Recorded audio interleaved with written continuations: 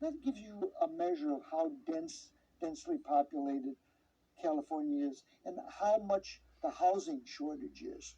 So the higher the population to housing ratio, the more crowded it is. So essentially, it tells you for each house how many people live in it on average. On average, exactly. And the greater the number, the greater the density, the more crowding there is. If you could reduce that, that means that there's more housing per person. Exactly.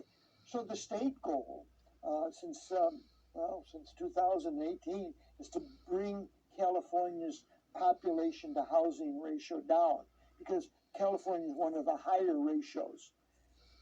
The state wanted to do that by creating conditions and creating incentives for more housing production. They put in incredibly absurd goals like 3.5 million producing 500,000 units in California per year. That was the initial goal. We're lucky to produce 100,000 units per year. In fact, the range over the last 5 years, for your audience to get an idea, how many homes are we producing in California? Over the last 5 years, it's hovered in a narrow range of 100 to 120,000. So it's not been that wide a range. Yet the governor called for 500,000. Since then, it's been lowered to 300, and I've even heard 180, still far higher, with the express purpose of bringing down that ratio. Well, we haven't come even close to those very, very ambitious, unreachable goals. Nonetheless, our ratio is dropping, the population to housing, not because the denominator, not because housing is increasing, but because the numerator, population is dropping or not growing as rapidly. So we're getting the ratio down, not for the reason the governor and the state wanted, that is to produce more housing, but because more people are leaving the state because of high taxes and high regulation.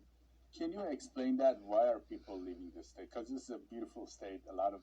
Beautiful state, I can. I'm an immigrant from Chicago, and when I came in 1974, I couldn't believe, I was only going to stay here a year, but after I got here, I decided, no way am I going back to Chicago. California's a beautiful place to live, and a lot of people want to live here.